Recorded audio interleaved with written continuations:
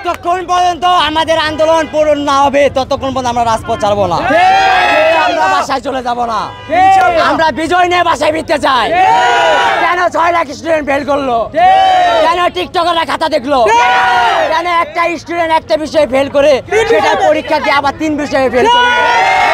কেন শিক্ষক খাতা না দেখে 7, 8 এর স্টুডেন্টরা খাতা দেখলো? ভালো ভালো স্টুডেন্টরা কি লেখা ফেল করলো? আমরা চাই না আর একটা মানুষ কেউ আত্মহত্যা করুক, কেউ মাদকাসক্তে জড়িত হোক, কেউ বাল্যবিবাহে জড়িত হোক। এই ফিলের কারণে আসলে বাংলাদেশে এই পর্যন্ত 9 জন মারা গেছে। আমরা কই মারা যাবো আমরা জানি না। আমরা অনেকেই বেঁচে আছি, সবাই বেঁচে আছি, শুধু বেঁচে আছি, আমরা ভিতরে মারা গেছি সবাই। অলরেডি শিক্ষা বোর্ডকে জানাইছি যে 14 তারিখ আমরা তাদের একটা নোটিশ দিয়েছিলাম, তো তারা আমাদের বলছিল 16 তারিখ রাখতে পারতে তাও জানাই দেবে, কিন্তু তারা আমাদেরকে কোনো কিছু জানাই দেয়নি। এই জন্য আমরা আজকে এখানে অবস্থান নিয়েছিলাম শিক্ষা বোর্ডের সামনে 17 তারিখ সকালে। তারা আমাদেরকে দুপুরের পর একটু আগে আমাদের তারা ডাক দিয়েছিল এবং বলে এটা আমাদের বোর্ড থেকে কোনো কার্যকর হবে না, কিন্তু তোমাদের পক্ষ থেকে শিক্ষা মন্ত্রণালয়ে আমরা এটা পেইড করেছি এবং এটা সময় লাগতে পারে কিংবা হতে পারে কিনা এটা তারা শিওর জানে না বাস্তবায়ন হবে কিনা। কিন্তু স্যার আমাদের এগুলো যৌক্তিক দাবি, আমরা পূরণ করা না, আমাদের পূরণ যতক্ষণ না হবে আমরা রাজপথ ছাড়বো না। আপনারা কোথায় ভাই একটু কথা বলি আমরা।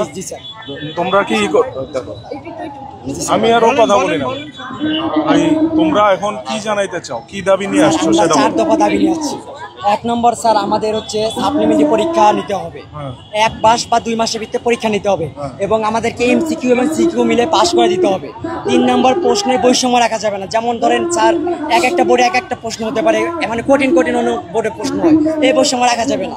তারপর 4 নম্বর স্যার হচ্ছে আমরা যারা হচ্ছে 1 বিষয় বা 2 বিষয়ে তারা ফেল করছে, মানে তাদেরকে আপনার কলেজে অ্যাডমিশন দিতে হবে বা সাপ্লিমেন্টারি পরীক্ষা যে দিব এটার মাধ্যমে আমাদেরকে অ্যাডমিশন দেওয়ার ব্যবস্থা করতে হবে। আচ্ছা, তোমরা কি যে দাবি দেওয়া লিখিতভাবে নিয়ে আসছো কোনো? স্যার এই দাবিগুলো আমরা শিক্ষা বোর্ডকে অলরেডি জানিয়েছি।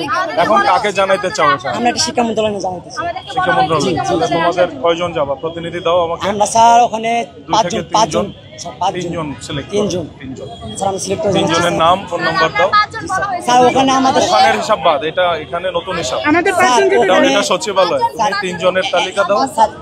একটা কথা বলি স্যার, আমাদের বাইরে সবাই অবস্থান করে কিন্তু আমরা ভিতরে স্যার 4 জন যাব। বাইরে বলতে তোমরা এখানেই থাকবা? স্যার না স্যার, আমাদের ভিতরে কোনো সুরক্ষা আছে কিনা আমরা এটা জানি না, কারণ গতবার আমরা দেখেছি শেখ হাসিনা আমাদের স্টুডেন্টকে নিয়ে গিয়ে কতটা অত্যাচার করেছে আপনারা কিন্তু সবাই অবগত জানেন। এই জন্য আমরা কোনো কি সুরক্ষা পাবো? সেই সুরক্ষা আমাদের কে দিবে? শোনো, এখন তোমরা কি তোমাদের প্রতিনিধি নিয়ে যেতে চাও কিনা সেটা বলো। আপনারা কয়জন আপনারা বলছেন? স্যার তো 3 জন বলবো। স্যার আমরা একজন বেশি চাই। আচ্ছা, 4 জনের নাম ফোন নাম্বার দাও স্যার। 4 নম্বরের নাম আমরা ডিসিশন করে স্যার 10 মিনিটের ভিতরে জানাবো। 10 মিনিট তো অনেক সময়, তোমরা আসছো, তোমরা জানো না কে যাবা? তোমাদের নেতা তো আগে থেকেই ঠিক করা থাকতে হবে। জি স্যার। স্যার আমি এগুলো সব প্রতিনিধি করার চেষ্টা করতেছি। করো, 4 জনের নাম দাও, 2 মিনিট সময়। আমরা আপনাদের গণমাধ্যমকে জানাই দিচ্ছি, ওনারাই জানাবে পরে।